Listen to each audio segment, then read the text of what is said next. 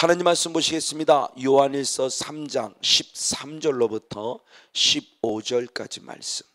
요한일서 3장 13절로부터 15절까지 말씀 한 절씩 교독하시도록 하겠습니다. 형제들아, 세상이 너희를 미워하거든 이상히 여기지 말라.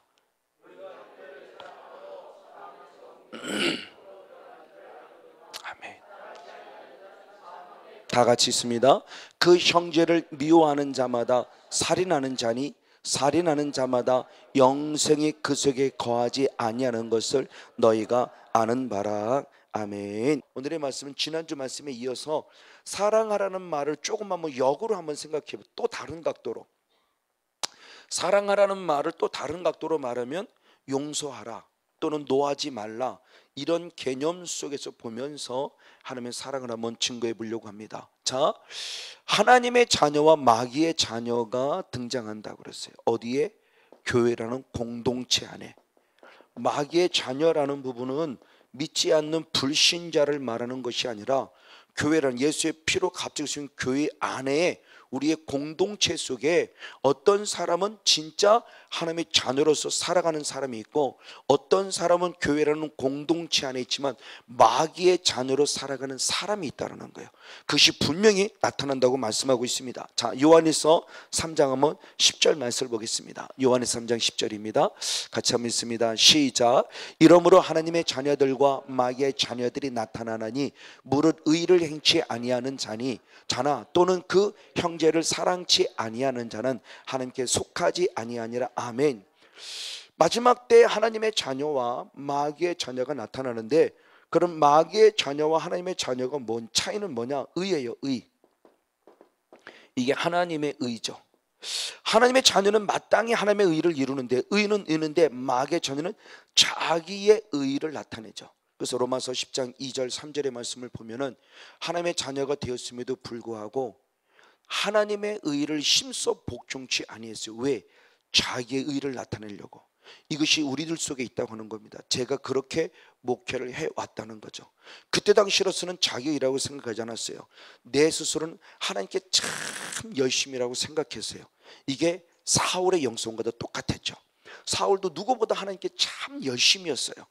근데 인격적인 주님을 다메섹 도상에서 만난 이후에 나의 삶을 뒤돌아보니까 하나님의 의가 아니었어요. 자기 의였어요. 사람의 계명에 열심이었어요.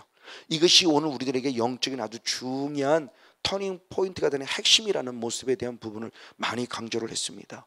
나는 하나님께 열심인데 하나님의 계명에 의한 열심이 아니라 사람의 계명에 의한 열심이에요. 이게 바로 다른 복음이고, 이것이 바로 내 신앙의 잘못된 자기 의를 이루는 신앙이요, 이것이 우리가 흔히 얘기하는 율법주의자입니다.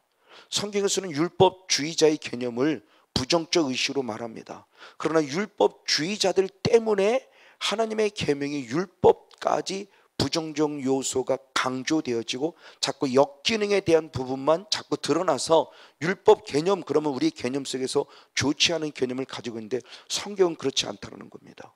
율법은 로마서 7장 10절 12절 14절 말씀을 통해서 보면 생명에 이르게 하는 계명이고 의롭고 선하며, 14절에서는 신령한 계명이라고 그랬어요. 푸념하여 똑같이 하나님의 영이신 그 영이 푸념한데 하나님의 계명 율법도 푸념하예요.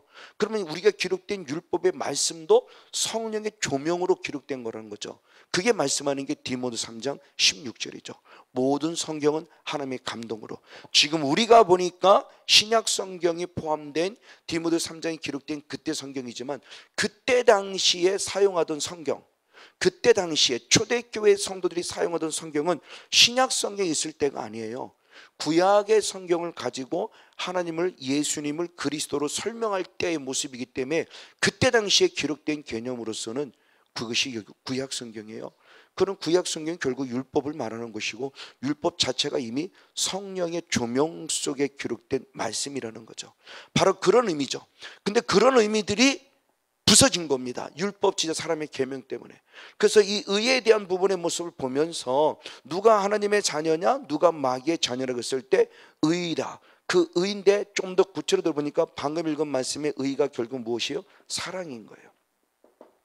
이 하나님의 거룩한 의의 하나님의 속성인 하나님의 사랑, 사랑을 행하느냐 행하지 않느냐에 따라서 내가 하나님의 자녀가 될 수도 있고 마귀의 자녀가 될 수 있다라고는 아주 중요한 영적인 요소를 가르쳐주고 있다는 거예요. 그러니까 우리가 믿음이라는 부분의 모습을 믿습니다라고 말하는 어린아이 신앙의 초기의 믿음의 모습을 가지고 전부라고 말하면 안 된다는 거예요. 특별히 오늘 말씀이 쓰여진 배경에 대한 부분을 지금 누차누차 강조합니다. 오늘 말씀에 쓰여진 이 배경은 영지주의자들이에요. 이 영지주의자들은 오늘날 말하면 구원파와 같은 개념입니다. 한 번 구원은 영원한 구원이라고 말하면서 정말 믿음 안에 구원 없다고 말하지만 막상 그들의 삶은 이웃을 향한 사랑이 없어요. 나만 구원받으면 되고 그럭저럭 살아가고 그 세상에서 지어지는 죄는 죄가 아닌 것처럼 여겨지는 이런 영지주의자들이 교회라는 구성원 공동체를 깨트려가는 모습 속에서 그것이 아님에 대한 부분의 모습을 사도 요한을 통해 지금 말씀하고 있는 거예요. 그래서 누가 진정한 하나님의 자녀냐? 분명히 마귀의 자녀도 하나님을 믿는다고 하면서 교회라는 공동체 안에 들어온 자녀들이에요. 근데 주님은 분명히 말합니다. 그러니까 과연 그 믿음이 뭐냐에 대한 부분의 모습을 얘기하는 거죠. 그것이 바로 로마서 12장 1절 2절의 말씀이죠. 너희 몸을 하나님이 기뻐하는 거룩한 산 제사로 드리라. 이것이 너희 드릴 영적 예배니라는 거예요. 진정한 영적 예배의 개념이 무엇이냐는 겁니다. 믿습니다. 그래서 교회 열심히 나와서 예배드는 모여지는 예배를 말함이 아니라 내 삶의 예배를 말하는 거예요. 얼마만큼 나는 삶을 통해서 하나님의 사랑을 공급받은 자로서 하나님의 사랑을 증거하냐는 거죠. 주님 말씀하셨죠. 하나님에 대한 사랑을 적게 받은 자는 적게 사랑할 것이고 하나님에 대한 사랑을 많이 받은 자는 많이 사랑할 것이라고 그랬어요. 그러니까 하나님의 받은 사랑이 크면 클수록 내 이웃을 향한 하나님의 속성을 이루는 사랑도 커질 수밖에 없다는 거예요. 하나님에 대한 구원의 사랑이 약하면 약할수록 내 이웃에 대한 사랑도 약해질 수밖에 없어요. 미워할 것 다 미워하고 시기할 것 다 시기하고 싸울 것 다 싸워가면서 살아간다? 그러면 하나님의 자녀다? 아니요. 까딱 잘못하면 주님 말합니다. 너는 내 자녀가 아니라고 말할 수 있다는 거예요. 그 예를 이제 가인을 통해서 들은 거죠. 한번 12절 말씀을 보겠습니다. 12절 말씀 같이 한번 사람 읽겠습니다. 시작.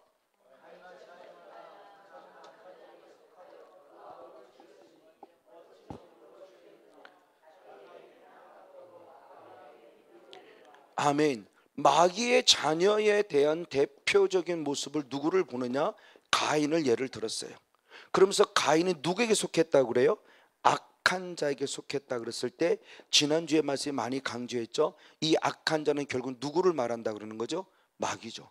똑같은. 그래서 마태복음 13장 19절에 말씀한 이 내용을 마태복음에서 누가복음 8장 12절의 말씀과 마가복음 5장 15절의 말씀에서는 마귀라고 분명히 말했어요. 똑같은 병행 구절에. 그 결국 가인이 악한 자에게 속했다는 그 악한 자는 결국 누구를 얘기한다? 마귀다. 그렇죠. 그래서 마귀의 자녀에 대한 설명을 얘기하면서 지금 가인의 예를 들면서 악한 자에게 속했기 때문에 어떤 결과가 나타났다? 동생 아벨, 의로운 아벨을 무엇했다고 그래요? 결국 돌로 때려 죽이는 최초의 살인자가 되는 오명을 쓰게 됩니다. 자, 이겁니다. 가인이 죽였기 때문에 악한 자에 속한 것이 아니에요. 이미 악한 자에게 속했기 때문에 죄를 범했다는 겁니다. 아벨을 죽였다는 것. 이런 갈등의 요소들이 성경의 말씀에 너무너무 많이 나오죠. 이런 것들이 계속 대립되고 있는 각입니다. 그래서 성경의 말씀을 통해서 보면은 이삭과 누굽니까? 이삭의 형제가 또 누구죠? 이스마엘과의 그런 대립의 모습, 야곱과 에서의 대립 모습, 이런 성경 안을 보면은 계속 대립되는 모습이 쭉 보여지죠. 이것이 결국 성경의 전체적인 내용이요. 그걸 사도 바울은 이렇게 고백을 했죠. 로마서 7장 21절의 말씀을 봅니다. 자기 안의 모습을 먼저 봅니다. 로마서 7장 21절 시작. 그러므로 내가 한 법을 깨달았노니 그 선을 행하기 원하는 나에게 악이 함께 있는 것이라. 아멘. 즉 선과 악에 관한 이 서로에 대한 대립이 계속 있어진 거예요. 실제적인 삶 속에서 방금 얘기했던 가일과 아벨부터 시작해서 이삭과 이스마엘부터 시작해서 야곱과 에서부터 시작해서 계속 오늘까지 흐르는데 그것을 드디어 깨닫는 거예요. 바울이. 선을 행하기 원하는 내 안에, 선을 행하는 것은 결국 누가 행하는 거죠? 성령께서 행하는 것이고, 악을 행하는 것은 결국 누구예요? 마귀죠. 그러니까 선을 행하기 원하는 내 안에, 즉 성령으로 일하고 있는 내 안에 성령만 일하고 있는 것이 아니라 반면에 누구도 일하고 있다? 어둠의 영이란 존재도 내 안에 합법적인 통로, 그것이 혈통을 타고 들어왔던, 자범죄를 타고 들어왔던, 계속 내 안에 갈등을 일으키게 만들고 대립을 일으키게 만들죠. 그래서 저와 아내와의 사이를 날마다 한 살을 맞붙잡고 한 이불 속에 자면서도 툭하면 모든 사사건건 속에 계속 대립돼 사왔어요. 그래서 제가 하는 말 했어요. 그럼 네가 해봐. 툭하면 그랬어. 그럼 네가 해봐도 전사 자격증 있잖아. 그렇게 자신 있으면 맨날 네가 해봐. 아내는 마음에 안 들으니까 뭐라고 코치하는 거죠. 뭔가 좀 서브를 좀 해주면서 도와주고 싶어서 하는데 저는 그게 기분 나쁜 거예요. 자존심 상하는 거지. 내가 안 돼서 못하는 거지. 내가 하려고 했는데 안 하려고 한 거냐? 하려고 했는데 안 되잖아. 그럼 네가 해봐 이거예요. 그러니까 함께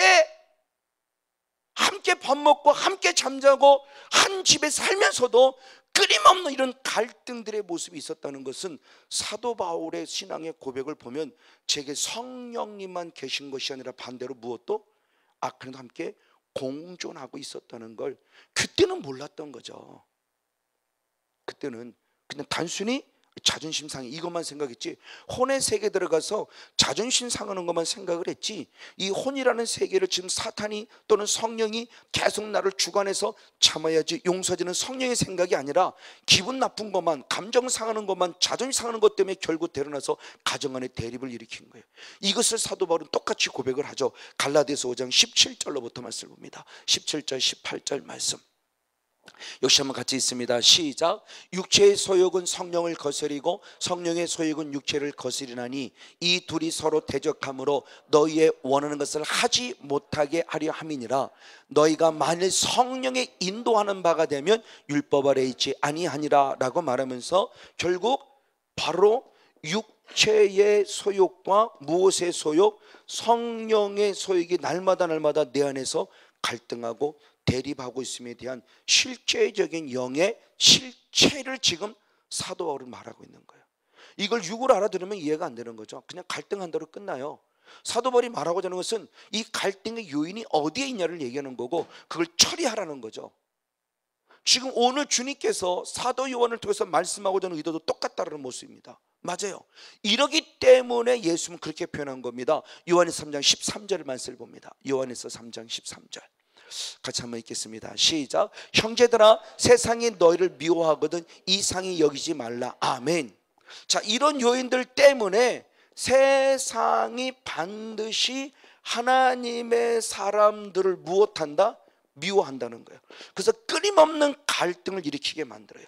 남편을 통해서 미움받음을 통해서 갈등을 일으키고 이걸 어떻게 대처하지? 옛날 같은 그래도 그나마 성령을 있는 사람은 그럼 어떻게 대처를 하지라고 뭐 고민을 하는데 이 고민까지 안 가는 사람은 탁오만 탁 받아치는 거지. 나도 남편이 뭐라면 탁 받아치는 거예요. 아내가 뭐라면 탁 받아쳐요. 즉각적으로 흔히 말하는 본능이라는 게 나옵니다. 자, 그나마 영적인 갈등을 하는 사람은 한 번 더 꾹 참고 침 한 번 더 꿀뚝 삼키고 하나님 어떻게 하지라고 참다가 안 되니까 그나마 또 일으키는 화도 나고 한다고 하지만 조금 더 영성이 깊어지면 그나마 그것도 참아주고 이거지고 아니 참으려고 노력하는 것이 아니라 말대로 참아지는 은혜를 경험하게 되고 그것을 통해서 남편이 우리 아내가 바뀌었네 이게 되어지는 거죠. 이것이 지금 영적인 싸움에 대한 부분의 모습을 말씀하는 거예요. 그러면 중요한 부분이 왜 세상이 하나님의 사람들을 미워할까라는 거죠. 왜 미워할까라는 거예요. 우리가 너무나 잘 아는 말씀이에요. 이미 사단이란 존재, 세상의 존재는 지금 이제 사단의 존재를 말하는 거죠. 이 사단의 존재가 하나님을 창조진의 영적 세계에서 하나님을 대적함으로 이들이 어디로 쫓겨남을 당했습니까? 땅으로 쫓겨남을 당했죠. 이 땅으로. 그래서 누가복음 10장 18절 말씀에 예수님이 보았다 그럽니다. 언제? 창조진의 영적 세계에서 사단의 존재가 하나님을 대적했다가 어디로? 땅에 떨어지는 걸 봤어요. 사도 요한도 똑같은 걸 보죠. 그래서 요한계시록 12장 9절 이후의 말씀에 보니까 사탄, 옅뱀이라고 하는 사탄, 곧 마귀가 하나님을 대적함으로 말미암아 그 땅으로 쫓겨날 때 마귀만이 아니라 마귀의 부하인 다른 귀신들도 함께 데리고 땅에 쫓겨남에 대한 부분을 보여주고 있고, 그래서 이 땅에서 사단의 존재를 하나님의 허락입니다. 하나님의 허락. 그래서 왜 사탄의 존재가 허락이 됐는가 이유를 성에 떼놓고 말씀을 드리죠. 이것이 바로 영적 싸움의 핵심적인 부분이었던 거예요.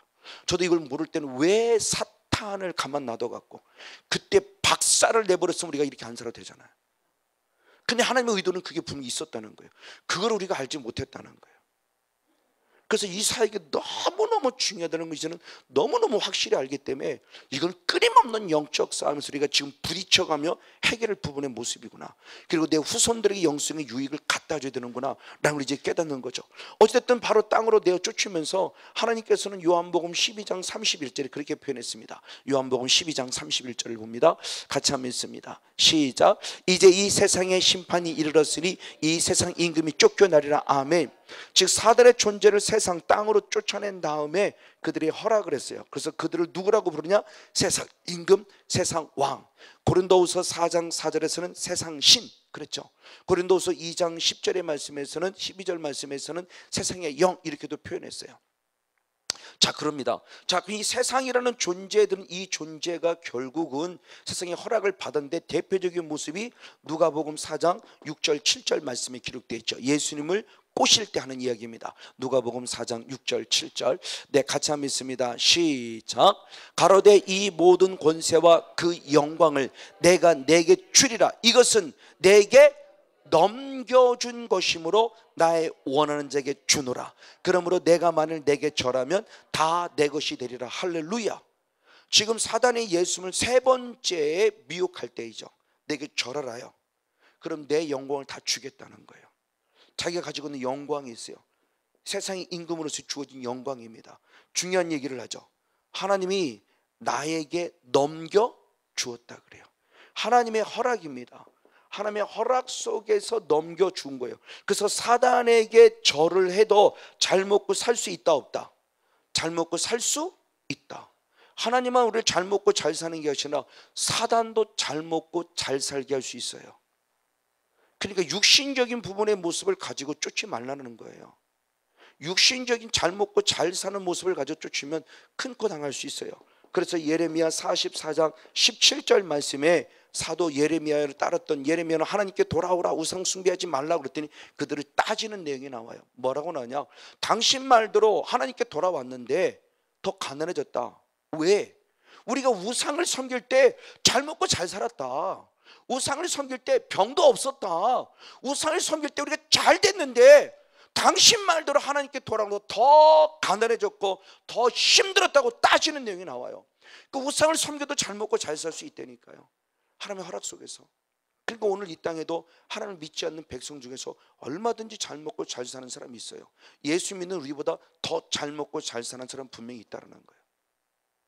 맞아요. 이 사단의 존재가 그러니까 지금도 계속 영적인 에덴 동산이죠.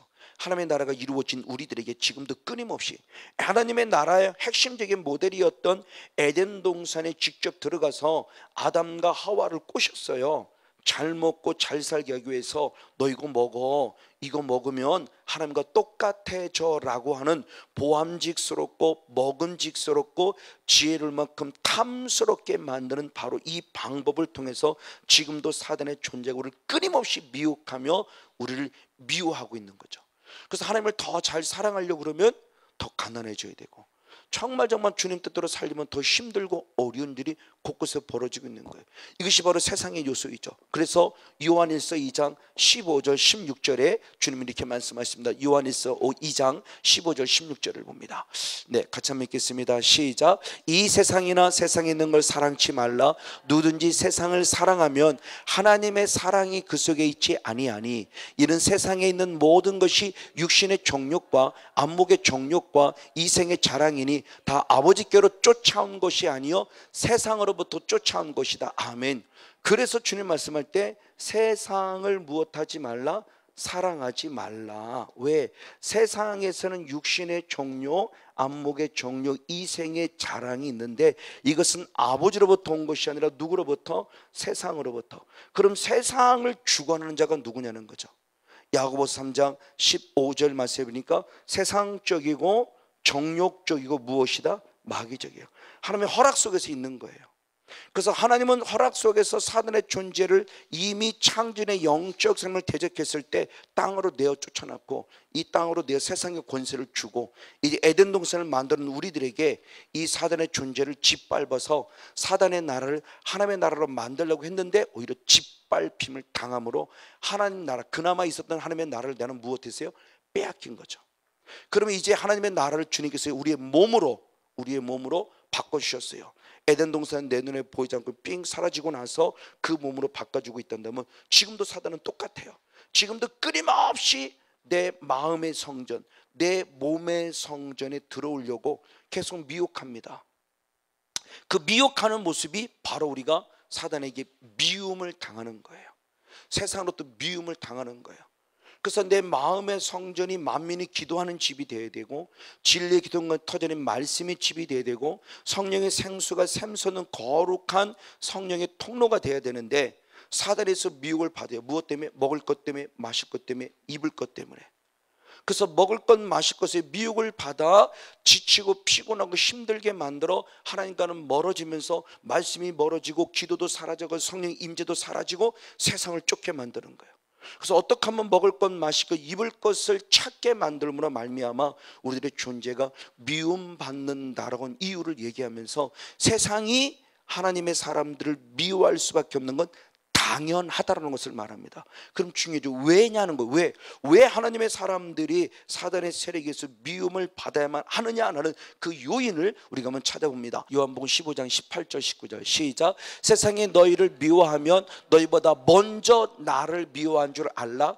너희가 세상에 속하였으면 세상이 자기의 것을 사랑할 터이나 너희는 세상에 속한 자가 아니요 도리어 세상에서 나의 택함을 입은 자인 거로 세상이 너희를 미워하느니라. 아멘. 자, 요한의 3장 13절의 말씀에 세상을 미워하게 된다고 했을 때 그러면 그 요인이 왜 이 땅은 현재 마귀의 나라가 되어 있는데 예수님을 하나님이 우리를 구원하러 오시고 마귀를 멸하러 오신 예수님을 사단이 무엇하기 때문에 미워하기 때문에 그에게 속한 우리들을 결국 사단이 우리도 계속 무엇하는 것이다? 미워하는 것이니까 사단의 존재가 이미 예수를 미워하고 있어요. 그러니까 자기에게 속하지 아니하고 예수님께 속한 우리들을 결국 그것도 무엇하고 있다? 미워한다는 거예요. 그러면 예수님이 왜 밉냐라고 했을 때 물론 성경 그렇게 말합니다. 요한복음 7장 7절의 말씀을 봅니다. 요한복음 7장 7절 말씀 네, 같이 한번 읽겠습니다. 시작. 세상에 너희를 미워하지 못하되 나를 미워하나니 이는 내가 세상의 행사를 악하다. 할렐루야. 자, 그러면 세상이 왜 예수를 미워하느냐? 즉 사단이란 존재가, 그러니까 예수님이 세상이 예수를 미워한다는 것은 단순히 우리가 알고 있는 문자 그들의 세상이 아니라 이 세상 쪽이고 정욕 쪽을 만드는 누가? 결국 마귀가 예수님을 지금 미워한다는 거예요.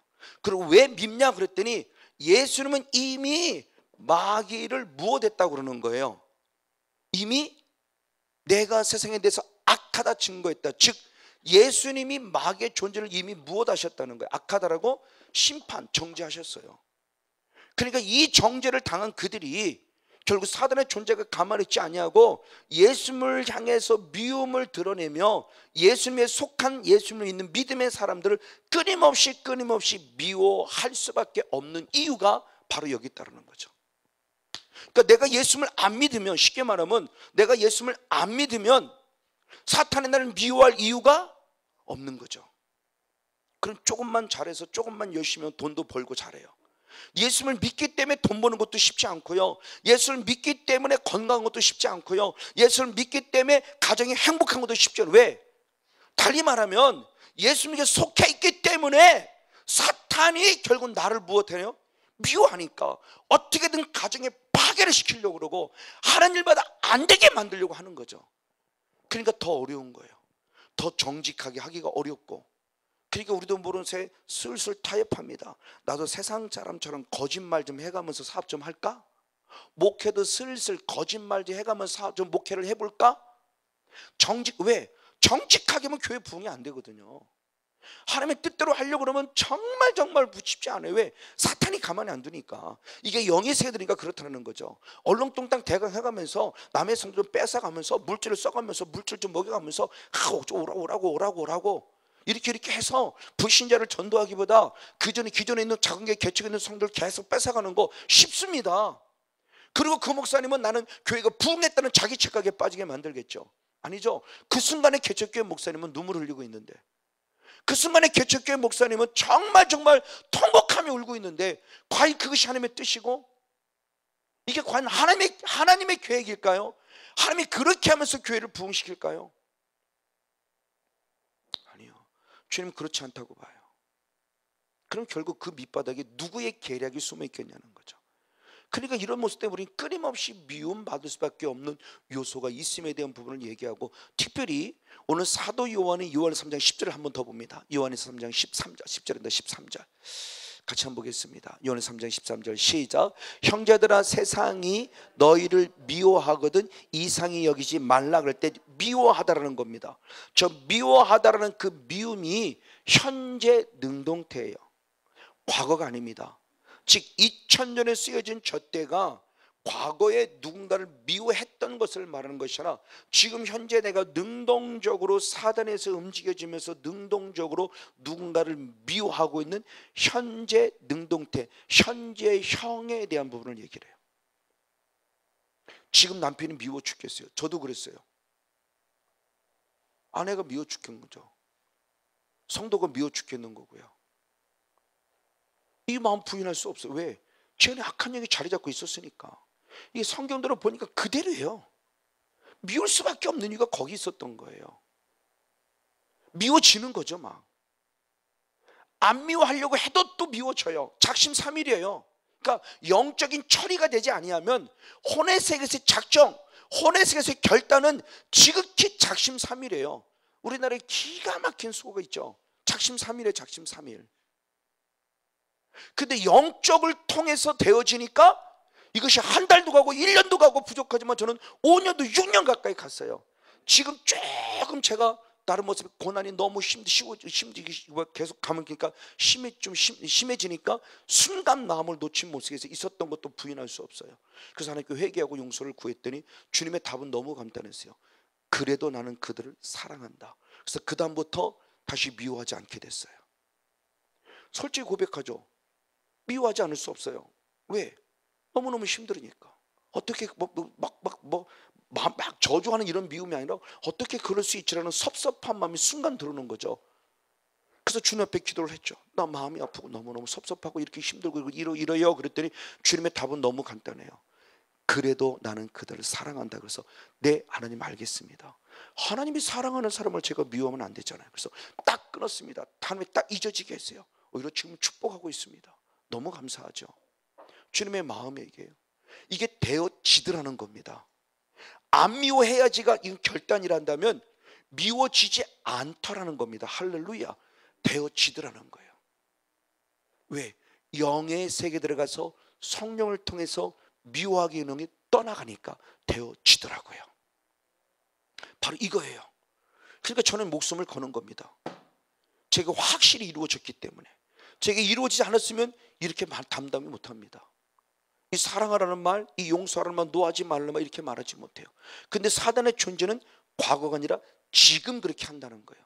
지금 이렇게 하고 있다는 겁니다. 그러면 왜 내가 이렇게 되어질 수밖에 없는가를 보니까 결국 하나님의 사랑이 식었기 때문이라고 성경이 말해요. 자, 마태복음 24장 9절로부터 12절까지 말씀을 봅니다. 마태복음 24장 9절로부터 12절까지 말씀. 네, 한 목소리로 같이 한번 있습니다. 시작. 그때 사람들이 너희를 환난에 넘겨주겠으며 너희를 죽일 것이며 너희가 내 이름을 위하여 모든 민족의 미움을 받으리라. 그때 많은 사람이 시험에 빠져 서로 잡아주고 서로 미워하겠으며 거짓 선자가 많이 일어나 많은 사람을 미혹하게 하겠으니 불법의 성함으로 많은 사람의 사랑이 식어지리라. 아멘.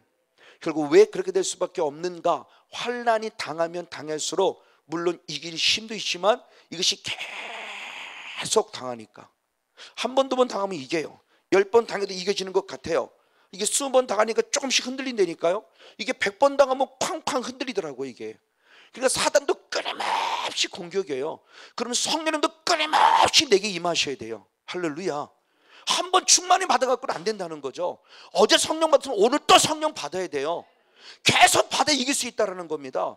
근데 우리 저도 그렇지만 대부분의 모습이 어제 성령 충만 받으면 오늘 뭐 좀 해보려고 하다가 깝죽대다가 당하는 거죠. 그러니까 성령 충만의 모습이 현재예요. 현재 계속이에요. 그래서 주님이 행하시는 모든 일은 미완료형이에요.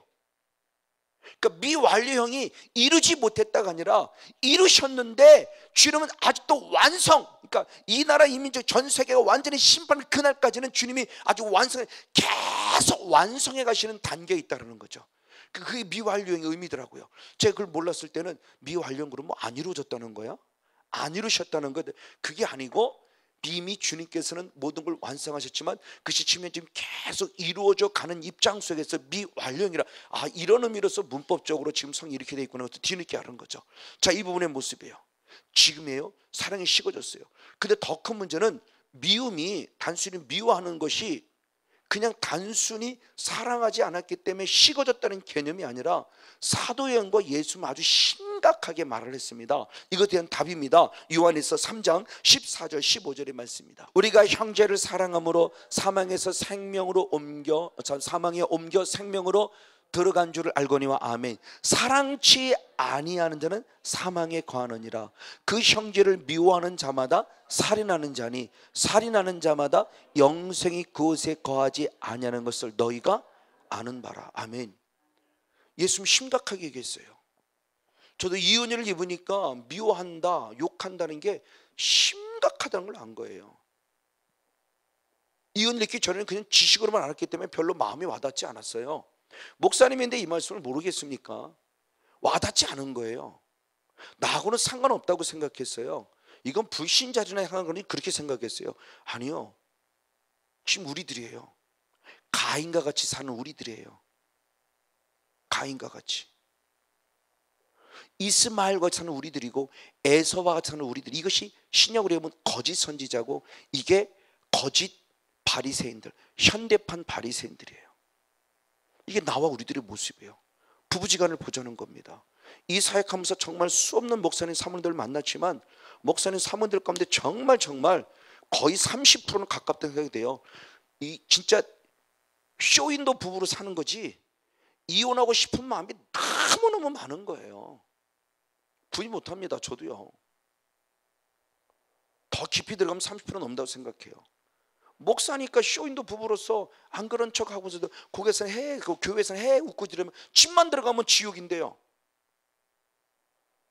그렇게 살면서 목사예요. 목사님이에요. 그리고 나는 천국 간다고 생각한단 말이에요. 근데 전혀 잘못했다고 생각을 안 한다고요. 이 사탄의 교활한 계략을 보라는 겁니다. 주님이 지금 그거 말씀하시는 겁니다. 단순히 사랑하지 아니했다? 결국 미워한 거죠. 사랑하지 않으니까 미워한 거예요. 사랑하지 않으면 미워한 건데 사랑하지 아니했다 미워했다는 것은 결국 뭐냐는 거예요. 그게 결국 무엇하는 거예요? 살인하는 거예요. 영적 살인입니다. 내가 구약시대의 개념은 내가 칼로 누구를 죽이든지 돌로 때려 죽여야 진짜 살인이에요. 근데 주님의 신약의 복음은 율법을 더 강화시켰습니다. 율법을 약화시킨 게 아니에요. 진짜 칼을 들고 돌로 때려 죽여 사기는데 주님께서 오시는 그거 아닙니다. 미워만 해도 이미 뭐 했어요? 살인했어요. 그러면 남을 살인했다는 것은 나도 똑같이 생명을 잃었다는 거예요. 주님 지금 그거 말씀하시는 겁니다. 보아너게라는 별명을 가질 정도로 사도 요한도 만만치 않은 성격을 가진 사람이었어요. 그러나 사도 요한이 3년 동안 예수님을 따르면서 예수님을 통해서 배운 것은 지극히 인격적인 하나님의 속성인 사랑을 배운 거예요. 하나님은 사랑이 하나님이다. 저 하나님이었구나. 뭐 능력 나타나고 병 고치는 하나님이 아니고요. 사도 요한이 발견한 하나님은 사랑의 하나님이에요. 그것을 통해서 바뀌기 시작한 겁니다. 변화되기 시작한 거죠. 그 변화되는 모습 가운데서 영지주에 딱 부딪히면서 이 사랑의 속성을 얘기할 때 아까도 얘기했던 요한일서 4장 20절의 말씀이 바로 그 말씀이죠. 눈에 보이는 사람을 사랑하지 않고는 눈에 보이지 않는 하나님을 사랑한다는 것은 다 무엇하다? 거짓말이에요. 이건 사단에게 속은 신앙이에요. 이중적 플레이예요. 가면을 쓴 신앙이에요. 저도 속았었어요. 이 은혜 있고 제가 그걸 깨달은 겁니다. 저는 2009년도 9월 때 이 은혜를 있고 바로 깨달은 게 이거예요. 그래서 디모데전서 1장 13절 말씀과 요한일서 등 20절을 주님이 저에게 제일 먼저 깨닫게 하셨어요. 그러니까 주님의 변화는, 저에게 주신 은혜는 남에게 능력 나타내가 아니라 나부터 완전히 부스러뜨려서 나를 변화시켰어요. 생각을 변화시켰고요, 언어를 변화시켰고요, 삶을 변화시켰어요. 우리 딸이 지금 저기 앉아서 이렇게 있지만 우리 딸이 유치원 교사예요. 참 고마운 얘기예요. 두렵고도 떨리는 얘기예요. 자모들에게 우리 아빠, 그 자모 교육을 시작하면서, 특별히 아빠들에게 자모 교육을 시작하면서 그렇게 얘기했다고 그래요. 우리 아빠 같지만 변화해요. 그럼 아이들이 나쁜 길로 빠질 수 없고 하나님의 은혜 가운데 건강한 자녀들일 수 있다는 의미죠. 저를 자랑하고자 하면 그만큼 딸도 아빠를 변화를 인정해 주고 있는 거죠. 어제의 아빠가 아니라 오늘의 하나님을 만난 자의 아빠로서 완벽하게 변화된 모습을 인정해 주는 거예요. 그럼 맨날 잘하냐? 그러지 못하고 저도 스스로 넘을 때 있지만 그래도 그 사랑하는 딸에게 그만큼 인정받은 것은 어제의 모습이 제가 어땠고 오늘의 모습이 어땠다는 걸 분명히 보여주는 거죠. 근데 이것이 한 번, 두 번이 아니고 그도 하나님의 은혜 가운데 6, 7년 동안 지속됐고 지금 8년 동안 지속되고 있다는 게 감사한 거죠. 성령님이 계시니까 가능해지더라고요. 그 처음에는 그렇게 해보려는 의지를 가졌어요. 사랑해주는 의지를 가졌어요. 근데 어느 순간 계속 성령의 기름 부으니까 해야지라는 의지와 상관없이 그렇게 되어지는 걸 경험하는 거예요. 할렐루야. 바로 이게 진짜인 걸 보게 되는 겁니다. 그러니까 말씀대로 되어지구나 이게. 이게 되어지는 건데 만약 맨날 안 된다 하면 그랬었고 이걸 못한다 하면 그랬던 자체가 이미 속아지는 거구나. 성령이 내 안에 임하셔서 악한 영을 쫓아내서 하나님의 나라가 이루어지니까 가능해지는구나. 이게 진짜 앞으로 가야 될 천국의 삶이구나. 그래서 앞으로 영원히 갈 하나님의 나라, 진정한 하나님의 나라에서 미움이 일절 있을 수가 없죠. 왜? 그런 사람은 들어오지도 못하니까. 그러니까 이런 부분 속에 하나님이 주시는 은혜 가운데 바로 이 거룩한 부분의 모습을 지금 우리들에게 말씀해 주고자 하는 것이다. 그래요. 이 부분의 모습입니다. 그래서 예수님 뭐라고 말씀하냐? 마태복음 5장 21절 22절 말씀에 중요한 말씀하셨죠. 마태복음 5장 21절 22절입니다. 같이 한번 읽습니다. 시작. 옛사람에게 말한 바 살인치 말라. 누구니 살인하면 심판을 받게 되려 하였다는 것을 너희가 들었으니 나는 너에게 이르노니 형제에 대하여 노하는 자마다 심판을 받게 하고 형제에 대하여 나가라 하는 자는 공에 잡히게 되고 미련한 놈이라 하는 자는 지옥불에 들어가게 되리라. 아멘. 저건 제자의 말이 아닙니다. 예수님이 직접 하신 말씀이에요. 산상보훈 가운데 있는 하나의 말씀이에요. 예수님이 직접 말씀하셨어요. 내가 상대방을 살인하면 심판이에요. 이걸 예수님은 오셔서 직접 살인이 뭔가에 대한 분을 얘기합니다. 형제에 대해서 욕하는 자, 형제에 대해서 저주하는 자, 미련한 자라 저주하는 자, 이런 사람은 성경 예수님이 직접 말씀하셨어요. 어디에 들어간다? 지옥불이요. 지옥불이라고 그러잖아요. 저건 예수님이 직접 하신 말씀이에요. 지옥이라고. 근데 우리는 별로 지옥에 대한 생각 별로 못했잖아요. 저도 그랬고요. 별로 생각 못했어요. 무슨 지옥을 가. 시어머니가 며느리를 미워할 것 다 미워하고 며느리 역시 시어머니를 완전히 미워하고 부부지간에도 이혼치기까지 미워 죽겠고 형제까지 믿고 목회성도 간에 엄청난 믿고 날마다 다투고 날마다 싸우면서도 나는 천국 가요. 성경에 어디가 그게 천국이라고 그래요. 그러니까 오늘 우리들의 신앙이 지금 얼마나 잘못됐냐는 얘기예요. 그러니까 세상 사람들이 바라볼 때 기독교를 기독교로 보는 게 아니라 개독교라고 보는 거죠. 개 같은 종교라는 거죠. 쉽게 말하면 너나 잘 믿으라예요. 그렇죠? 불교 믿는 사람도 더 못하잖아요. 불교 믿는 사람보다. 저희 동기축 가운데 신학생 때입니다. 가장 먼저 신혼부부가 된 친구가 있어요. 신학교 3학년 때 일찍 결혼을 했어요. 사모님 피아노를 춤 춰요. 2층에서 피아노를 쳤어요. 1층에 서울의 가장 큰 모 교회 권사님이에요. 좀 이따 피아노를 치는데 창문이 열려 있는데 쌍 요거는 신발 하나가 쑥 들어와. 야이 뭐 이라고 그러고. 권사님이에요. 지혜가 나중에 알고 보니까 그 권사님을 안 싸운 사람이 없어요, 동네에서. 그러고도 예수 믿으니까 구원 얻어요? 그러고도 천국 가나요? 동네에서 그분하고 안 싸운 분이 없대요. 피아노 소리 난다고 쌍 욕을 해대면서 신발 하나 집어 던지는데, 그러고도 예수 믿고 권사님이니까 기쁜가요? 한국에서 제일 큰 교회 권사님이니까 당연히 천국 가요? 어디 성경이 그렇게 얘기하고 있냐고요. 지금 우리는 그렇게 배워왔단 말이에요. 이게 영의 세계를 모르니까 그냥 열심히 교회는 나오고 11조 생활 잘하고 주일 빠지지 않고 그러면 다 천국 가는 것처럼 얘기하고 직분 다 받고 있고, 헌금 많이 내면 직분 장로 받고 권사님 직분 받고, 헌금만 내면 아무리 해도 맨날 집사로 계셔야 되고, 이것이 우리의 모습이는 거 부인 못하잖아요. 지금요 부인 못합니다.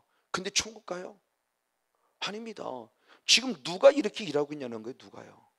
형제를 향해서 지금도 미워 죽겠고 욕하고 있는데 내 천국 가요? 주는 분명히 말씀했어요. 형제를 향해서 라가라, 형제로서 미련한 자다 욕한다, 너는 지옥이야 라고 주님이 직접 하신 말씀입니다. 그러니까 우리들의 이 신앙생활에서 영적인 심각성을 느끼지 아니하면 우리의 신앙이 지금 우리가 사단에게 다 놀아나고 있는 거예요. 이 심각한 모습을 지금 주님께서 말씀하고 있는 모습입니다. 맞습니다. 그러면 이 존재의 모습이 결국 누구라 하는 것이, 아까 얘기했듯이 이게 바로 미워하고 시기하고 질투하게 하는 거죠. 야고보서 3장 14절 15절 2절 말씀, 17, 16절까지, 야고보서 3장 14절부터 16절까지 시작. 그러나 너희 마음속에 독한 시기 다툼이 있으면 자랑하지 말라. 진리를 거스려 거짓하지 말라. 이러한 지혜는 위로부터 내려온 것이 아니고 세상적이고 종교적이고 마귀적이니 시기와 다툼이 있는 곳에는 요란과 모든 악함이 있음이니라. 아멘. 결국 이게 시기와 질투와 다툼을 주는 존재가 누구라는 겁니까? 마귀라는 존재죠. 그러니까 부부지간에, 그래서 제가 욕을 들어서 이 말을 많이 하죠. 어느 목사님이 환상을 보는 분도 아니고 이런 성령의 사역을 경험하시는 분도 아니에요. 근데 어느 날 중보 기도하려고 강단에 무릎 꿇었는데 환상이 갑자기 모 집사님의 가정을 보여줍니다. 행복하게 낄낄 대고 애들하고 웃다가 갑자기 치유받고 싸우는 거예요. 그래서 이 목사님이 깜짝 놀란 겁니다. 어느 사이트에 올라온 글을 제가 읽은 겁니다. 깜짝 놀라는 거예요. 왜 갑자기 이런 게 보이지? 왜 평소에 환상을 보던 분이면 아, 주님 뭔가 원하는 의도가 있구나 하고 뭐 팍 하는데, 평소에 환상을 보던 분이 아니에요. 근데 기도 가운데 보이니까 놀라는 겁니다. 그래서 주일날에 더 물어보는 거예요. 집사님, 혹시 집사님 가정에 지난주에 싸우지 않았는데 어떻게 알았냐고 라고 말했더니 그 기도를 얘기를 해주는 거예요. 내가 집사님의 가정을 해서 중보기도 할 때 이런 환상을 봤다. 맞아요, 지난번에 대판 싸웠다는 거예요. 그리고 목사님이 가만히 생각해 보니까 그게 환상 가운데 생각이 나는 거예요. 어떤 생각이냐, 남편의 등 뒤에서 까만 물체가 휙 하고 올라오더래요. 그리고 아내 등 뒤에서 까만 물체가 휙 하고 올라오더니 걔네들이 공중에서 딱 부딪히니까 부부싸움이 되더라는 거예요. 자, 이게 영이죠. 결국 보면은 남편과 아내가 싸우는 거 그냥 단순히 감정생에서 싸운다는 게 아니라는 거죠. 결국 그 순간에 마음을 감정을 상해서 결국 내 뒤에서 튀어나오는 누구라는 거예요? 어둠의 영이라는 거죠. 결국 그러니까 이 비밀을 안다면 감정이 상하지 않는 것이 아니라 처음에는 이걸 믿음의 자유 의지를 통해서 이겨가는 거죠. 그래서 요한일서 3장 9절에 말씀할 때 하나님께 난다는 죄를 짓지 못하나니 하나님의 씨가 너희 안에 거하며 하나님께 난 자는 죄를 짓지 아니한다. 죄를 짓지 못한다고 말하는 부분은 내 의지가 필요해요. 싫어, 안 해, 나 화내지 않을 거야. 주님의 마음으로. 이게 사랑의 주님이 내게 주신 성령의 9가지 열매가 내게 임한 증거죠.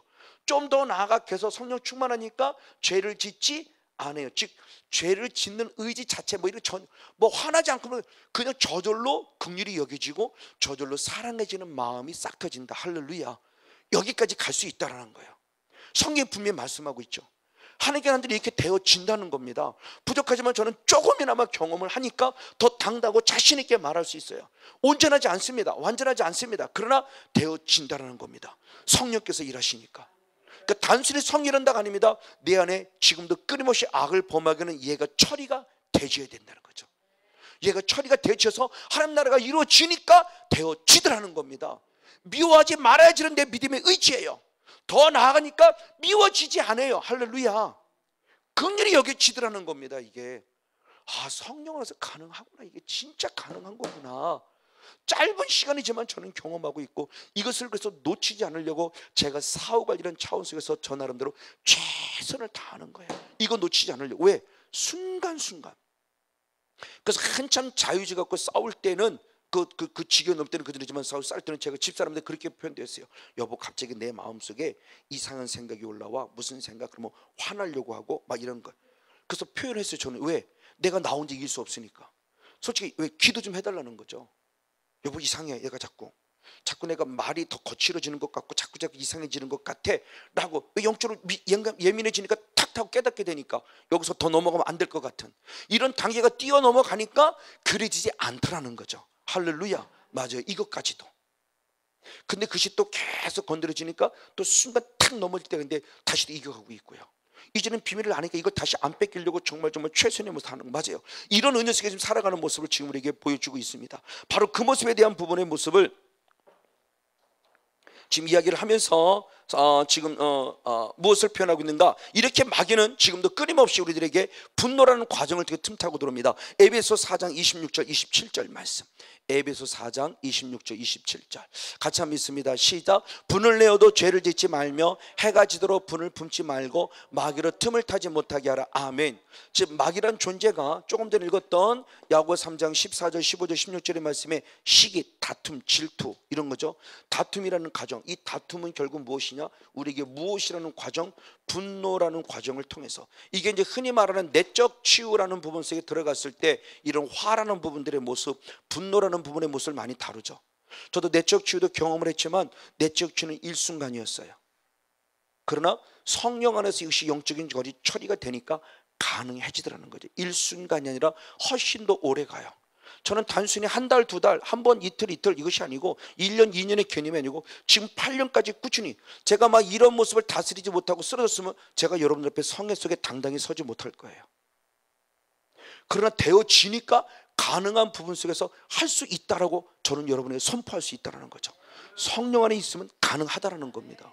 이게 되어지는 거예요. 그래서 주님께서 말씀할 때 야고보서 똑같은 말 했어요. 야고보서 1장 19절 20절 야고보서 1장 19절 20절 같이 한번 있습니다. 시작. 내 사랑하는 형제들아 너희가 알거니와 사람마다 듣기는 속히 하고 말하기는 더디하며 성내기도 더디하라. 사람의 성내는 것이 하나님의 일을 이루지 못함이니라. 아멘. 말하고 듣는 것에 듣는 것의 모습은 속히 하되 말하는 것과 특히 성내는 것은 무엇하라? 더디하라. 즉 야고보 사도는 영적 비밀을 아는 거죠. 이 비밀을 아니까 듣는 건 속히 하되 말하는 것 특별히 성내는 건 더디하라. 왜? 성내는 것은 하나님의 의를 이루지 못하게 한다라고 말하면서 사단에 대한 역사에 대한 부분의 모습을 조명시켜주고 있죠. 우리도 흔히 말할 때는요, 그냥 그거죠. 지난주 이번은 목회자 성회 때 어느 목사, 여자 목사님 와서 그 얘기를 하더라고요. 응답받을 때 뭐요? 그랬더니 날마다 죽으라고 했기 때문에 죽어지려고 해본 거예요. 맞아요. 저도 그렇고 죽어지려고 누군 다 있죠. 나를 쫓으려는 자기 십자를 지고 자기를 부인하고 자기 십자를 지고 나를 쫓으려 했으니 이것을 알기 때문에 우리도 주님 앞에 따라가면서 나를 죽이려고 했지만 내 의지 갖고는 안 되더라는 거죠. 그분도 그게 고백하는 거예요. 금식도 해보고 별거 다 하면 안 되더라는 겁니다. 근데 저도 똑같은 말씀을 수없이 했어요. 근데 그 목사님이 유난히 그날만큼은 그것이 레마가 된 거예요. 성령 안에서 이 어둠이 처리가 되니까 죽어지더라는 거죠. 그래서 그 은혜 가운데 그래 맞아, 내가 하려고 하는 것이 아니라 이렇게 끊임없이 하나님의 길을 방해하는 어둠이 처리가 되니까 가능해지는 것을 보면서 다시 한번 응답을 얻고 하나님께 철저히 고백하면서 내 안에 남아있는 이 죄성의 근거들을 뽑아달라고 다시 더 철저히 기도하면서 진정한 자유를 좀 더 누릴 수 있었다는 얘기를 들으면서 너무너무 감사했어요. 그럼 제가 이 얘기를 그동안 안 했냐? 끊임없이도 했어요. 근데 그동안은 그냥 듣기로 듣고 흘려가는 얘기지 내 말을 안 받아들여진 거죠. 근데 어느 순간 이 말씀이 갑자기 내 말로 확 받아지니까 아멘이 되더라지는 겁니다. 그래서 기쁨이 막 되찾아지더라는 거예요. 그래서 영적 사역이 필요한 거구나. 그러니까 제발 성령 사역의 모습이 당신이 귀신 쫓아낸다는 개념으로는 끝나고 병 고치는 개념은 끝나지 말고 성령 사역을 통해서 내 안에 악한 영이 처리가 되니까 결국 내 안에 하나님의 나라가 이루어지는 거고 그 하나님의 나라가 이루어진 열매가 의와 평강과 실학이죠. 이 열매가 이루어지니까 화나고 분노가 나지 않는 거죠. 이것이 결국 우리에게 천국이죠. 하나님의 나라의 열매예요. 이 땅 사람은 당연히 천국 가는 거죠. 이게 성령의 9가지 열매죠. 사랑과 희락과 화평과 오래 참음과 자비와 영성과 충성과 온유와 절제니 그랬어요. 이것이 되어지는 겁니다. 아멘. 근데 살아가다 보니까 이게 안 되어지는 거지. 이게 지금 얘가 처리가 안 되니까, 처리가 안 되니까 부부지간에 마찬가지고 부모자녀도 마찬가지고 바로 이런 분노 속에 살아가고 있는 거예요. 그래서 성령 사역을 병 고치는 사역이나 단순히 귀신 쫓아낸다 어떤 문제 해결의 사역을 끝내지 말고, 성령 사역이 결국 얘가 처리됨을 통해서 결국 우리는 어디가 목적이다, 천국이다, 하나님의 나라다, 이것의 목적으로 해야 성령 사역이 건강한 사역으로 나갈 수 있다는 거예요. 근데 성령 사역을 단순히 육신적인 모습에서 병 고치고 문제 해결의 사역만 끝나니까 거기에 반드시 문제가 제기되는 거예요. 돈이 들어가야 되고 이성의 문제가 들어가야 되고. 근데 천국에 초점을 맞춘다면 두렵죠. 두려워요. 물질이 개입될 수 없고요, 이성이 개입될 수 없고요, 명예가 개입될 수 없어요. 그래서 능력의 성령을 받기 전에 반드시 인격적인 성령을 받으라고 정말 강조하고 강조하는 거 바로 여기 있어요. 인격적인 주님이 내 안에 임하지 않으면 얼마든지 나는 타락해요. 능력만 갖고는 타락해요. 능력의 모습은 육의 비본질적인 현실이에요. 현실. 고쳤네 못 고쳤네 이것만 봐요. 그러나 인격적인 내 눈에 보이지 않는 삶의 열매예요. 그래서 열매가 참 중요한 거예요. 그래서 내가 온유하고 겸손하니 내게로 와서 나를 배우라 그랬어요. 인격적인 주님을 배워야 돼요. 그 온유함과 겸손을 배워야 돼요. 단순히 그거 아니요, 그것이 천국의 길에 가는 중요한 통로이기 때문이라는 거죠. 분노하지 말라는 겁니다. 노하지 말라는 겁니다. 화내지 말라는 겁니다. 맞습니다. 그런 대표적인 인물이 누구 있느냐? 창세기 4장 5절로부터 8절을 봅니다. 창세기 4장 5절로부터 8절 역시 같이 있습니다. 시작. 가인이 그 재물은 연락하지 아니하신지라 가인이 심히 분하여 안색이 변하니 여호와께서 가인에게 이르시되 내가 분하여 함은 어찌미며 안색이 변함은 어찌미뇨? 내가 선을 행하면 어찌 낯을 들지 못하겠느냐? 선을 행치 아니하면 죄가 문에 엎드리니라. 죄의 손은 내게 있으나 너는 죄를 다스릴지니라. 가인이 그 아우 아벨에게 고하니라. 그 후 그들이 들에 있을 때 가인이 그 아우 아벨을 쳐 죽이니라. 저게 악한 자에 속한, 무엇이 악한 자에 속한 표현이 분노가 드러났고 분노가 실제화돼서 결국 동생을 죽였어요. 이게 앞으로 넘어간다면 아까 얘기했던 요한 3장 12절에 악한 자에 속한 가인이 동생 아벨 죽인 이유를 얘기를 하죠.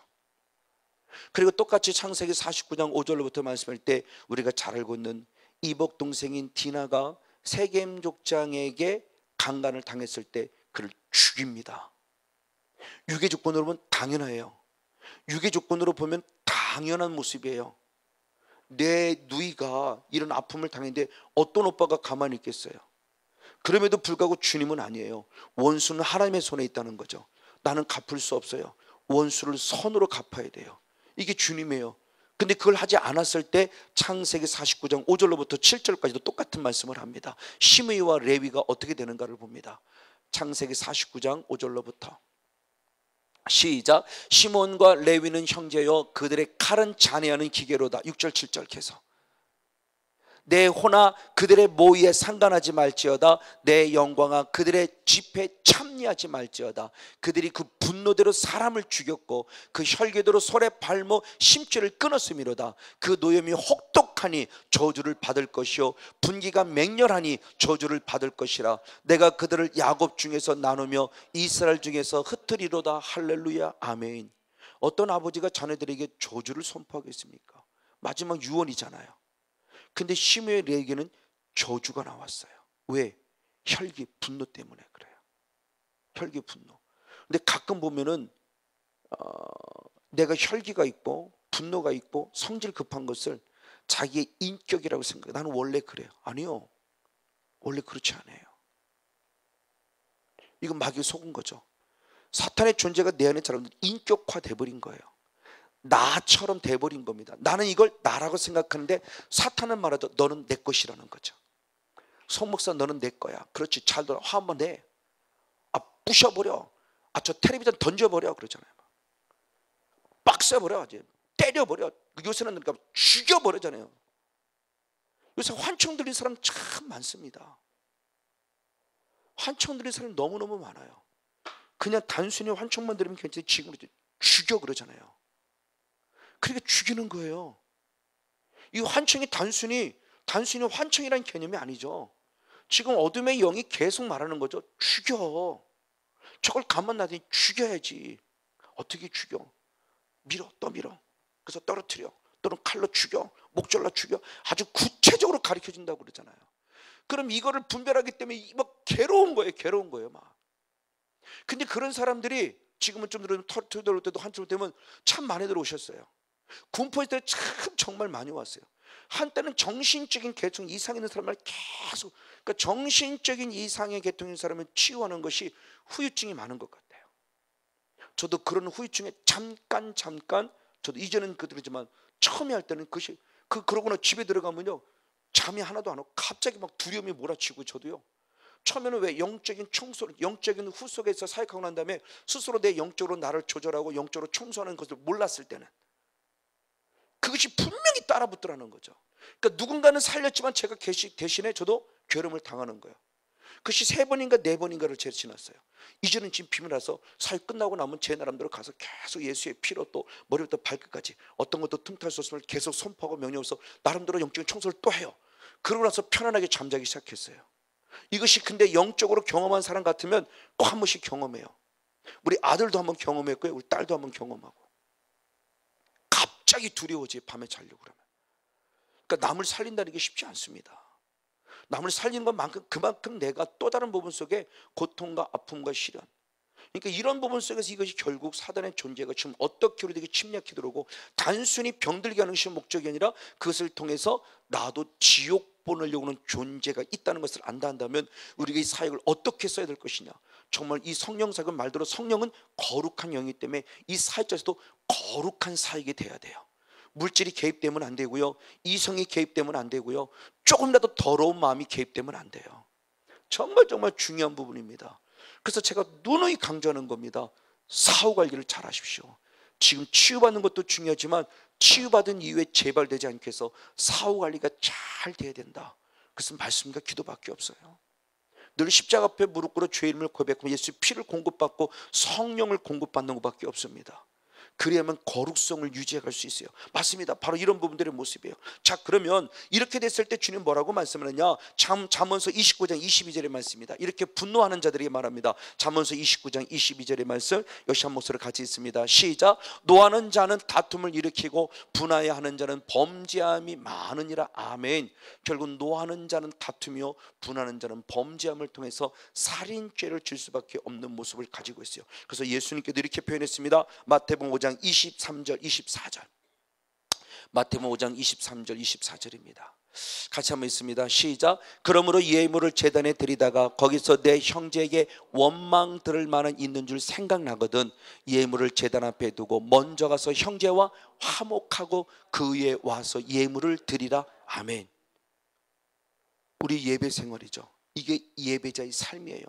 공동체의 예배를 드리러 왔다가 남편에게든 아내에게든 원망 들을 만한 일이 생각났으면 빨리 가서 먼저 무엇하라?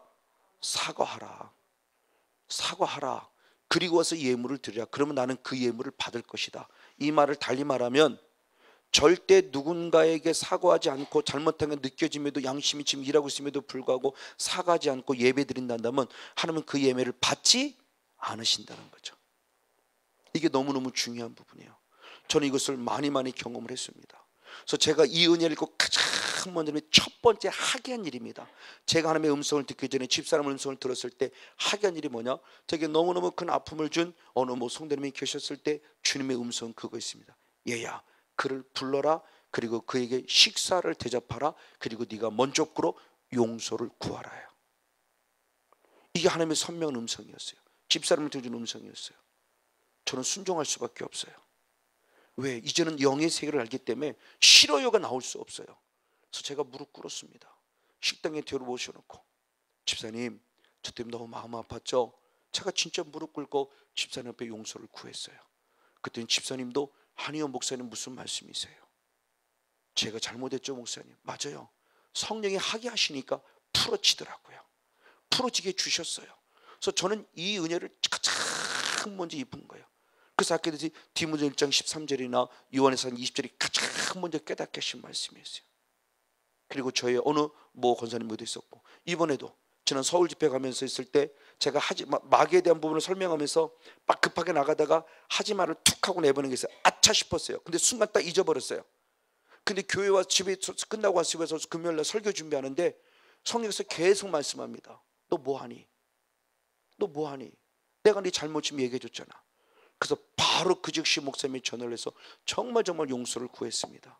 목사님, 내가 이런 모습이 있었는데 이런 모습 때문에 이렇게 하신 뭐 그런 건 약과해라 그랬나, 뭐 하여튼 뭐 그런 건 괜찮아요, 뭐 그랬나. 하여튼 저는 어쨌든 성령께서 주신 음성 때문에 제가 이렇게 합니다. 목사님 너무 예민하지 마세요, 막 이렇게 한번 들었어요. 그러나 성령 주신 음성이었어요. 그때 목사님보다 더 심한 분 많아요. 우리는 다 이해해요. 그래서 이해로 받아주니 감사해요라고 말하면서 저는 주님의 음성에 순종해서 역시 목사님에게 용서를 구했어요. 왜? 이 부분 속에서 중요한 부분은 이것이 영적인 진리입니다. 영적인 원리예요. 주님은 이렇게 말씀했습니다. 우리 한번 다 같이 말씀 읽어볼 때 마태복음 6장 12절 말씀입니다. 마태복음 6장 12절 말씀 같이 한번 읽습니다. 시작. 우리가 우리에게 죄 지은 자를 사하여 준 것 같이 우리 죄를 사하여 달라. 아멘. 자, 저 말씀을 누가복음은 좀 더 쉽게 우리 표현했습니다. 누가복음 11장 4절을 봅니다. 누가복음 11장 4절의 말씀 역시 봅니다. 같이 읽습니다. 시작. 우리가 우리에게 죄 지은 모든 사람을 용서하오니 우리 죄도 사하여 주옵시고 우리를 시험에 들게 하지 마옵소서 하라. 아멘. 자, 보십시오. 죄라는 부분이 있는데 하나님께 범한 죄예요. 내가 하나님께 범한 죄는 하나님 앞에 1대1로 다이렉트로 용서를 구하면 죄사함을 받아요. 그러나 내가 사람에게 범한 죄는 하나님 잘못했습니다 그런다고 용서가 되지 않아요. 사람에게 범한 죄는 먼저 누구에게? 이 사람에게 용서를 구해야 돼요. 그래서 용서를 받고 이 대한 모습을 하나님께 용서를 구할 때 주님이 용서해 준다는 거죠. 이게 성경에서 말씀하는 영적 원리예요. 우린 그동안 근데 그렇게 안 살아왔거든요. 속된 말로 하면은 자존심 상해서 말하기 싫다라는 거죠. 안 된다는 겁니다. 그렇죠? 아니요, 내가 성령 안에 순종을 못하는 거죠. 그 안 되게 하는 것마저 누굴까요? 그러면 결국 남편 앞에 못하겠다는 거예요. 집사람이 초기 어디 소개되지만 기쁨에게서 어느 사모님 초기 때 사모님 사역을 했을 때입니다. 하나님이 주신 마음이 있었습니다. 그래서 그 사모님에게 하나님께서 사모님에게 목사님을 용서하라고 그럽니다. 그랬더니 소개를 꽉 찔리면서 나 그 새끼 죽으면 죽었지 용서 못한다 그러는 거예요. 그렇죠? 사모님이 용서 못한다. 왜? 뭔지 모르지만 힘든 거죠, 목사님 때문에. 근데 죽어도 용서 못한다는 거예요. 그럼 하나님도 똑같아요. 나도 죽어도 너를 용서 못해요. 그게 영적 진리예요. 하나님 잘못했습니다 이게 아니고요. 사람에게 먼저 가야 돼서 사람에게 용서를 구하는 용기도 필요하고 용서를 구하는 용서를 해주는 용기도 필요해요. 그래서 사람과 사람과 풀어질 때 하나님과의 관계가 풀어진다는 거예요. 이것이 땅에서 풀려야 하늘에서 풀린다는 영적 진리예요. 땅의 것이 풀리지 아니하면 하늘의 것도 풀리지 않는다는 겁니다. 그러니까 이게 너무너무 중요한 영적 진리임을 주기도문을 통해서 가르쳐주는데 우리는 주기도문 수없이 감성하고 수없이 기도하면서도 절대 못해요. 어머니 용서 못하고요, 며느리 용서 못하고요, 남편 용서 못해요. 그러고도 예수 믿고 그래도 천국이냐? 아니요, 주님은 그렇게 말씀하고 있지 않다는 겁니다. 그래서 주기도문을 끝난 바로 후에도 주님이 다시 말씀 한 번 더 반복하는 말씀입니다. 산상보훈 가운데서 말씀하는 부분이죠. 마태복음 6장 14절 15절 2절 말씀. 마태복음 6장 14절 15절 2절 말씀입니다. 역시 한번 같이 한번 읽겠습니다. 시작.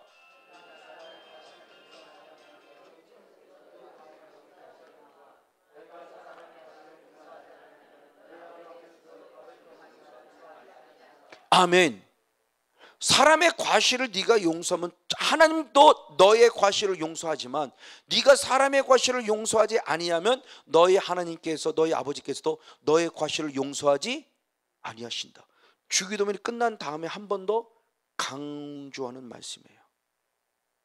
그래서 마태복음 18장의 사건에도 중요한 사건을 기록했을 때 먼저 단추를 딱 열어가면서 마태복음 18장 18절에 기록했죠. 마태복음 18장 18절입니다. 조금 전에 얘기했던 부분이죠. 같이 한번 읽습니다. 시작. 진실로 너희에게 이르노니 무엇이든지 너희가 땅에서 매면 하늘에서도 매일 것이고 누구신지 땅에서 풀면 하늘에서도 풀리리라.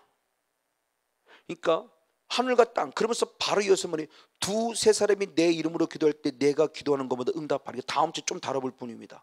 다음 주에 좀 너무 다다음 주지만 다룰 좀 부분이고, 자, 이분의 모습 보면서 바로 무엇을 얘기하느냐? 용서에 대한 얘기를 하면서 달란트의 비유를 들죠. 어떤 달란트냐? 1만 달란트 빚진 자를 탕감해 줬어요. 근데 1만 달란트 빚진 탕감받은 자가 내려가다가 100데나리온 빚진 자를 용서하지 않고 감옥에 가둡니다. 그걸 종들이 와서 얘기합니다. 그랬더니 주님은 다시 잡아옵니다. 이게 성경이에요. 비유로 설명해서 얘기하는 겁니다. 거기에 대한 설명이 무슨 마태복음 18장 32절로부터 32도 35절까지 말씀 연이 한번 읽겠습니다. 시작. 그 동관들이 그것을 보고 심히 민망하여 주인에게 가서 그 일을 다 고하니, 이에 주인이 저를 불러다가 말하되, 악한 종아, 내가 빌기에 내가 내 빚을 전부 탕감하여 주었거늘 내가 너를 불쌍히 여긴 것 같이 너도 내 동관을 불쌍히 여김이 마땅치 아니하시고, 주인이 노하여 그 빚을 다 갚도록 저를 옥졸들에게 붙이니라. 너희는 각각 중심으로 형제를 용서하지 아니하면 내 천부께서도 너에게 이와 같이. 아멘. 용서하지 않으면 주님도 나를 용서하지 않는다는 거예요. 그럼 여러분도 다시 한번 심각하게 생각해 보십시오. 남편 용서하고 있습니까? 용서하지 못합니까? 아내 용서하고 있습니까? 용서하지 못하고 있습니까? 그래요. 제 입장입니다. 제 입장 속에서 가장 불행한 선지자는 호세아예요. 하나님의 특별한 뜻이 있지만 어떻게 음탕한 여인을, 그것도 한 번도 아니고 나가면 또 데려라고 그러고 나가면 또 데려라고 그러고. 호세아인들 육성이 없었겠습니까? 근데 누구의 마음 때문에? 하나님의 마음 때문에 또 데려다 놓고 또 데려다 놓고. 저는 못할 것 같아요. 아니, 한다 못해요. 그럴 것 같아요. 아니, 어떻게 음탕한 여인을 또 데리고 와요? 용서는 해줄 줄 알아도 데려오고 싶지는 않을 것 같아요. 그래, 너는 잘 먹고 잘 살라고 내보낼 것 같아요. 그러나 데려와서 또 살아요? 이건 못할 것 같아요. 근데 호세아는 하더란 거죠. 그렇죠. 왜? 쓰여진 목적이 있죠. 그 호세아가 결국 누구를 상징하는 거예요? 하나님이죠. 내같이 너희를 끝까지 우상 숭배하며 영적 음탕해도 내가 너희를 끝까지 품는다, 사랑한다는 의미 속에서 호세아를 쓰는 거지만, 이런 선지자 되고 싶은 마음은 조금도 없어요. 솔직한 마음이에요. 그거 되고 싶은 사람 누가 있습니까? 손 한번 들어보세요. 그러니까 이만큼 하나님의 사랑의 마음이 우리 안에 계속 우러나는 거룩한 삶이 되는데, 거룩한 삶이 되지 못하기 때문에 주님께서 또 다른 부분에서 요속하면서 이렇게 살아가라고 말하며 우리에게 성령을 부어주신 줄 믿습니다. 성령 9가지 열매가 있어야만 가능해요. 미흡습니까? 아니요. 주님도 내 죄 용서하지 않으세요. 그러니까 노하지 말라뿐만 아니라 그래서 용서하라. 사랑한다는 관념을 또 다른 각도로 바뀌었을 때 용서한다는 게 얼마나 참 중요한가에 대한 부분을 지금 성경은 계속해서 말씀하고 있는 부분의 모습입니다. 맞습니다. 근데 그 용서의 개념이 새 계명인 거예요. 어떻게 용서를 해야 되느냐? 에베소장 32절의 말씀을 봅니다. 에베소 4장 32절. 네, 같이 한번 읽겠습니다. 한 목소리 있습니다. 시작. 서로 인자하게 하며 불쌍히 여기며 서로 용서하기를 하나님이 그리스도 안에서 너희를 용서하심과 같이 하라. 아멘. 내가 그분을 용서할 이유는 너무 간단해요. 그분이 이미 나를 무엇해 주었기에? 자기 목숨을 바쳐가면서 용서해 주셨기에 나도 그 모습을 가지고 남편과 아내와 부모님과 자녀와 목회자와 성도를 용서해야 돼요. 내가 볼 때는 그 사람이 나쁜 사람이지만 하나님 볼 때는 그럼에도 불구하고 하나님은 그를 사랑하세요. 그를 구원할 자로 예비하셨어요. 그 때문에 내 손을 대서는 안 돼요. 원수는 하나님의 손에 갚으라 그랬어요. 하나님이 하시겠다고 그랬습니다. 내가 원수 갚는 것이 아니라 하나님께 맡기고 낼 것은 긍휼히 여겨야 되는 것밖에 없어요. 사랑을 전하는 것밖에 없어요. 용서해 주는 것밖에 없어요. 왜? 그게 내가 살 길이에요. 주님이 정확하게 답을 준 겁니다. 제가 이 은혜를 알은 거예요. 그래서 사도 바울의 고백이 뭐라고 고백하느냐? 디모전서 1장 13절의 고백을 봅니다. 디모전서 1장 13절.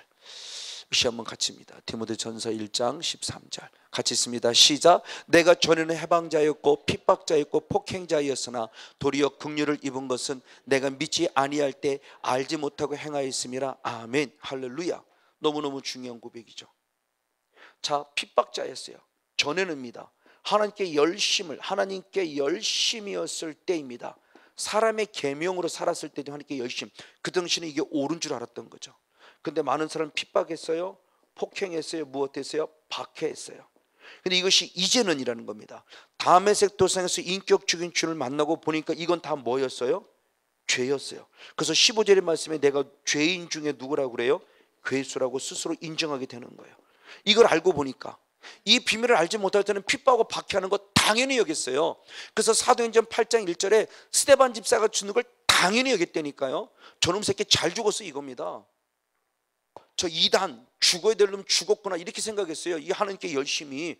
그러나 인격적인 주님 만나고 보니까 주님은 그렇게 말씀하지 않았어요. 사도행전 9장 4절 5절의 말씀에 보니까 나는 내가 무엇하는, 핍박하는 누구라고 그래요?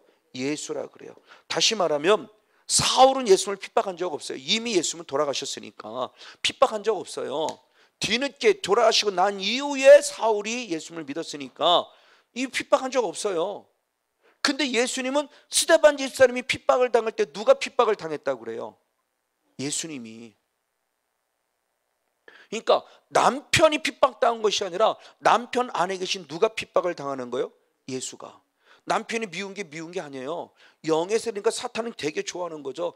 네가 결국 예수를 핍박하는 거야. 그러니까 너도 예수님이 너의 존재를 핍박할 거야. 그렇죠? 내가 그를 용서하지 못하면 주님 나를 용서하지 않는다는 거예요. 근데 영의 비밀을 조금이나 아는 사람은 아차 싶은 거죠. 아차, 여보 미안해. 그렇죠? 그 영혼은 하나님이 구원할 예비된 영혼이에요. 그 안에 역사는 악한 영이 미울 뿐이지. 빨리 영적인 분별이 필요해요. 그 안에 역사는 악한 영은 미워할지언정 남편이라는 영혼은 미워해서는 안 된다는 겁니다. 긍휼히 여기게 됩니다. 불쌍히 여기게 됩니다. 용서해 줘야만 됩니다. 이게 되어지더라는 거죠. 할렐루야. 내 안에 어둠이 처리가 되니까. 그래서 저와 여러분 인격적인 예수님 만나기 원합니다. 성령의 9가지 열매가 풍성히 임하기를 원합니다.